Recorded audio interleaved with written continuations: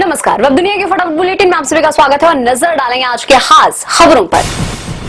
अंतर्राष्ट्रीय अपराध न्यायाधिकरण ने सोमवार को 2024 बांग्लादेश हिंसा मामले में पूर्व प्रधानमंत्री शेख हसीना को दोषी करार दिया और उन्हें फांसी की सजा सुनाई।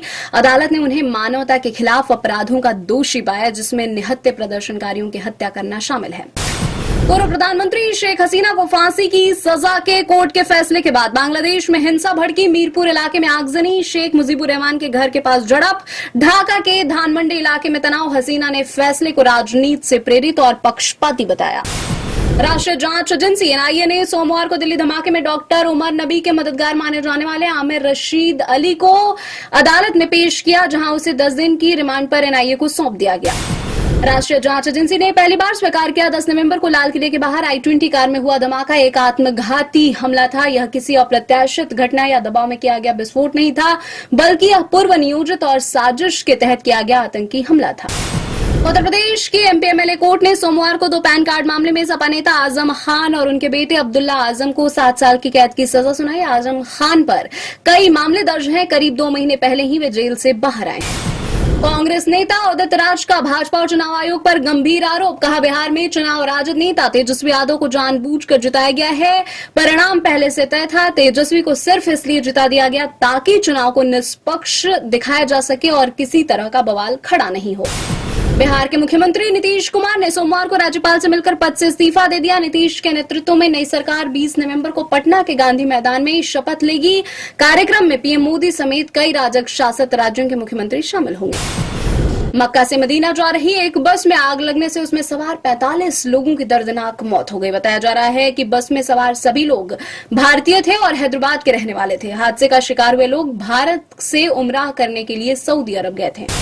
प्रधानमंत्री नरेंद्र मोदी ने पोस्ट कर कहा, मदीना में भारतीय नागरिकों से जुड़ी दुर्घटना से मैं बेहद दुखी हूं। मेरी संवेदनाएं उन परिवारों के साथ है जिन्होंने अपने प्रियजनों को खो दिया है। मैं सभी घायलों के शीघ्र स्वस्थ होने की कामना करता हूं।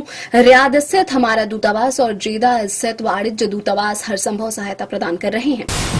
विश्व स्वास्थ्य संगठन ने शेख हसीना की बेटी साइमा को अनिश्चितकालीन छुट्टी पर भेजा। 53 वर्षीय साइमा वाजिद दिल्ली में रहती हैं और वह WHO की दक्षिण पूर्व एशिया क्षेत्रीय निदेशक के रूप में काम कर रही थी।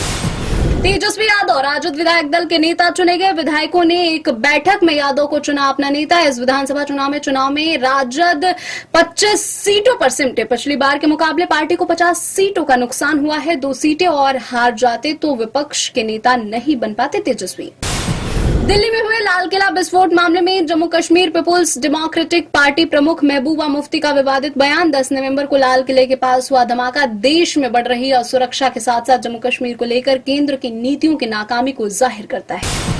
मध्य प्रदेश में मंत्रिमंडल विस्तार की चर्चा हुई तेज। मुख्यमंत्री डॉक्टर मोहन यादव ने सभी मंत्रियों से उनके विभाग के कामकाज की विस्तृत रिपोर्ट मांगी है। परफॉर्मेंस के आधार पर ही अब मंत्रिमंडल में जगह मिलेगी, अन्यथा दिखाया जाएगा बाहर का रास्ता। कांग्रेस नेता सुप्रिया श्रीनेत ने एक वीडियो साझा किया जिसमें एक पत्रकार ने दावा किया है कि बिहार में उसे एक व्यक्ति मिला जिसने 2 बार मतदान किया था।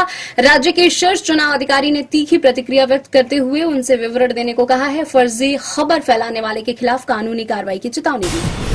अमेरिका के राष्ट्रपति डोनाल्ड ट्रंप ने रविवार को संकेत दिया कि वह न्यूयॉर्क के नवनिर्वाचित मेयर जोहरान ममदानी से मिलने की योजना बना रहे हैं।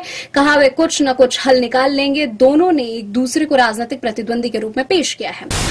भारत के वाणिज्य सचिव ने कहा, भारत का निर्यात अक्टूबर में 11.8% घटकर 34.38 अरब डॉलर रहा। अमेरिका को अक्टूबर में निर्यात घटकर 6.3 अरब डॉलर रह गया, जो पिछले साल इसी महीने में 6.9 अरब डॉलर था। अक्टूबर में भारत का सोने का आयात बढ़कर 14.72 अरब डॉलर हो गया। वाणिज्य सचिव ने कहा, पिछले वर्ष इसी महीने में यह 4.92 अरब डॉलर था। सप्ताह की शुरुआत में सोमवार को शेयर बाजार तेजी के साथ बंद हुआ। सेंसेक्स 388 अंक चढ़कर 84,951 अंक पर हुआ बंद। निफ्टी 103 अंक की बढ़त के साथ 26,013 अंक पर हुआ बंद। कपल रियलिटी शो पति पत्नी और पंगा के विनर बने रुबीना दिलायक और अभिनव शुक्ला। कई सेलेब्स ने अपने पार्टनर संग लिया था शो में हिस्सा।